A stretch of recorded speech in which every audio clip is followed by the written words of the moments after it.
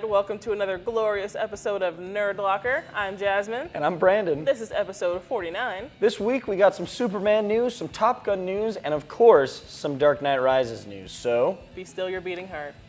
let's get to it.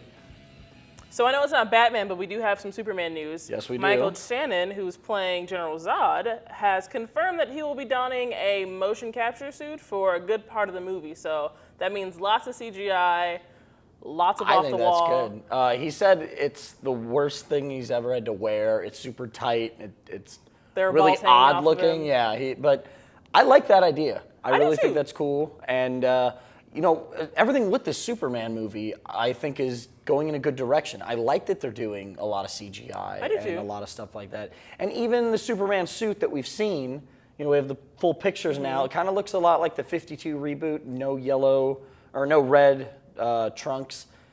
I'm okay with that. I am too. I think being that Green Lantern, I know a lot of people hated it, did look pretty cool for the most part. There were moments where it was kind of cartoony, but they did an all right job, and I think on a smaller scale, Superman will be able to do a really good job of that. I don't see the deal with costumes unless they are just drastically different, altered. I never go into a movie like the Green Lantern suits are a little bit different, but I go into it knowing it's a movie. It's not going to be identical to what I've seen in the comics and stuff. I don't understand the big deal. It's like he's not wearing trunks. He doesn't have underwear it's not over his Superman pants. Without trunks. Exactly. Come on, That's like guys, saying it's it fine. wasn't Captain America without ears. Yeah, exactly.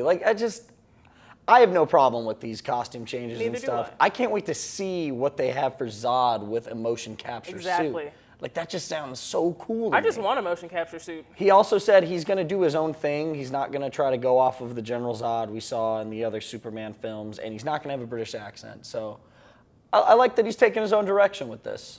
But let us know what you guys think in the comments. All right, now, who doesn't love the 80s classic homoerotic epic known as Top Gun? I don't know anyone who doesn't like that movie. I love that movie. Now, how many times were you watching Top Gun going, you know what? This needs to be in 3D. This needs to be coming right on my face right now.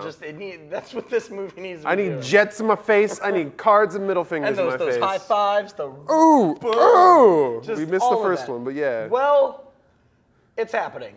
Yeah. Legend 3D is converting Top Gun, and this is the first of many they're making it sound like. This is kind of like the trial run. This is going to be the first one they're gonna do it with for the company. And they're thinking about doing like a 2012 release in actual theaters. To go see Top Gun in 3D. If it works out well, they'll probably do a ton of movies in 3D from back in the day. I don't know why they weren't thought of as 3D movies. The great thing about Avatar and a lot of these newer 3D movies is they're thought about in 3D. They're supposed to put you in that situation. You're supposed to be in the hangar in Avatar looking around and there's monsters and things, or not monsters. It makes you think now, what movies would you like to see them do in 3D? Yeah. Porky's 2, The Revenge. Right there. That is Glory holes in 3D. Yep. In your face. I'm thinking Philadelphia. Philadelphia. AIDS in your face. Just he'll be like, I have AIDS. And they come right at you, man. Just that courtroom scene. Heavy. We could do, I like Road to Perdition. Road to Perdition. Road to Perdition in 3D. Babe. I'm just going to go off on some Tom Hanks movies. You do Forrest Gump. Oh, Forrest Gump. The Feather. Getting in Oh my God. Oh, running. Oh my God, it's right in my Jenny almost jumping in your face. It'd be incredible. Right? Babe, we should do Babe the Pig in 3D. Yes. What else can we do? I think we should do Friday the 13th Part 4, because Part 3 was in 3D. So it just kind of keep the glasses on, man. Yeah, just keep it on, dude. Don't worry. Go to the next one. It'd make Friday the 13th marathons that much easier to watch. Oh my, easy. You wouldn't have to You don't have to take glasses off and put them on. You know what would be the cherry on top? Schindler's List. 3D. 3D. Not in color. Black and white. Yep. But 3D. So thank you, Legend 3D, for just doing this great thing. We at Nerdlocker are just so excited to see these movies in 3D. You're doing God's work. Top Gun high five. You nailed it. Here's my favorite segment on the show so far. Dark Knight Rises news. Batman. Turns out Marion Cotillard, who will be playing Miranda Tate in the new movie, said she will not be revealing herself as Talia al Ghul. It's a separate character. Miranda Tate is just a character they made for the movie. in no way is Talia al Ghul, will not be Talia al Ghul. So I guess we're not getting Talia al Ghul. I don't believe it. I kind of don't believe it either. I was hoping that that's how it would be tied in. Exactly. But she's saying that Miranda Tate's not based off a comic book character, but everything you've been reading, it looks as though she'll be filling the role that Talia would be filling. And she looks just like the comic book version of you know what, those pictures that came out look pretty and I've been thinking like convincing. there should be a Talia al Ghul from the beginning, like I keep saying that. And I really don't think that, even though she kept saying, no, I'm telling the truth, I promise in a year I'll still be telling the truth. She's not telling the truth. There's no way. You know, and here I am again.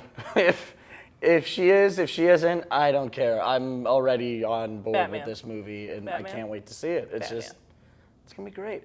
But I think we'll see Talia, and whether she knows it or not, I'm kind of thinking that she'll be playing the role that Talia would be. I agree. Someone should send her like.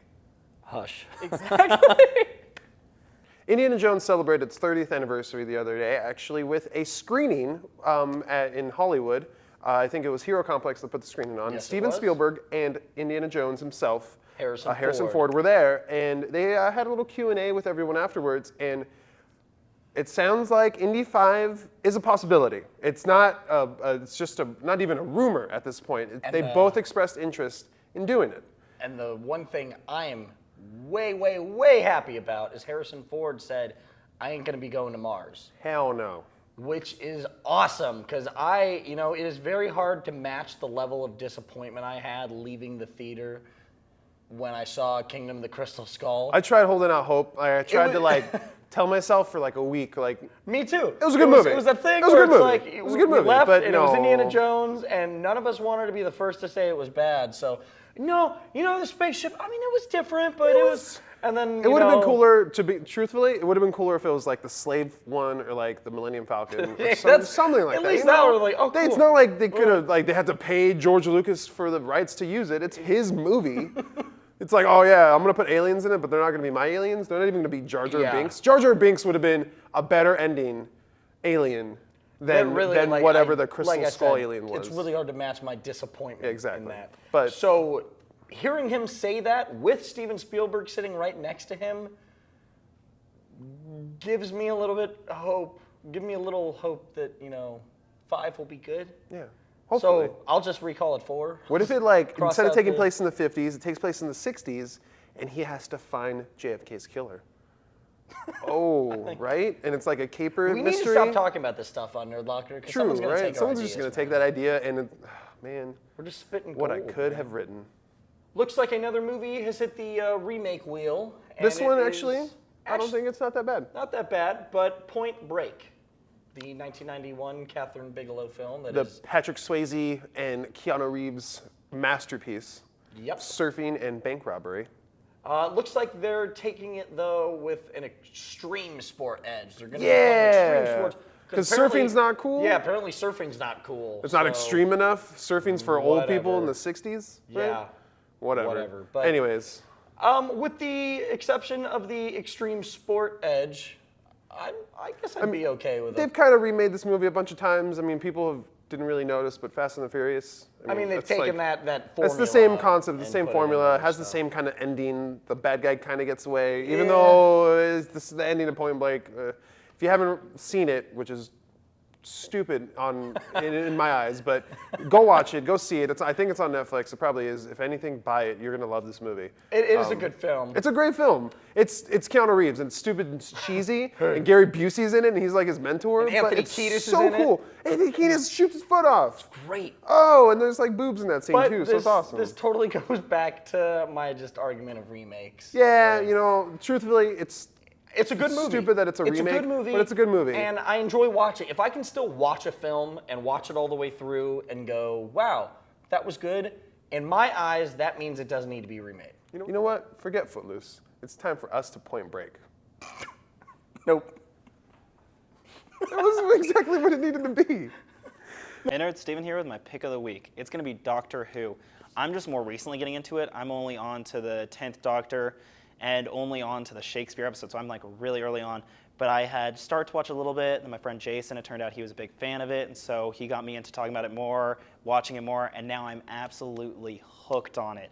I'm loving it. If you haven't started watching it yet, don't be like me and wait so long. You've got to get into it now, especially since they're having the new season showing up, or well, the new second half of it. It is so good. I am loving it. Ninth Doctor is my favorite Doctor, just to say, but you have to check it out. Hey guys, my pick of the week is going to be Curb Your Enthusiasm. I spent the last week watching all 7 seasons, and I just started the 8th season this morning. With the season finale that was last night, I could not help myself but to watch the show per Brandon's suggestion. I think you will all love it. It's hilarious situational comedy. Please check it out. Hey guys, Brandon here with my pick this week. It is MC Chris's Race Wars album. It just came out. I bought it immediately. I'm a huge MC Chris fan. Just check him out. If you guys haven't yet, I'm very surprised, but incredible rapper, just funny as hell. You need to check it out. MC Chris, Race Wars. Hey nerds, Jasmine here with my pick of the week, and it is Super Mario Bros. Number 3. It is a classic. It came out the year I was born, 1990, and it's still fun, and it's still challenging, and it's still kind of relevant, oddly enough. I really, really like it. The music's great, the levels are difficult, and it's really enjoyable. So, you've already played it. Play it again. Give it some love. Hey guys, Cubby here with my pick for the week. I've talked about Netflix before many times. I've talked about AMC shows many times before, and AMC has released Breaking Bad on Netflix, and that is my pick. It is an awesome show. If you guys aren't watching this, this has won a ton of Emmys. This is definitely something that deserves all that credit, deserves all this high praise. Bryan Cranston is a genius. If you loved Malcolm in the Middle as the crazy, harebrained dad that always had these crazy ideas and never really paid attention to anything, ignore that. Forget that. That's a great character, and he did a great job as it, but his character in Breaking Bad is so much better, so much more gritty. It's a very, very interesting story, and it's still going strong. It's still amazing. Check it out immediately. Breaking Bad. All right, guys, that is it for episode 49 of Nerdlocker. But until next week, be sure to follow us on Twitter, like us on Facebook, and subscribe to our YouTube page, as well as check out nerdlocker.com for all your nerdy news. My name is Brandon. And I'm Jasmine. And you guys have a nerdy week.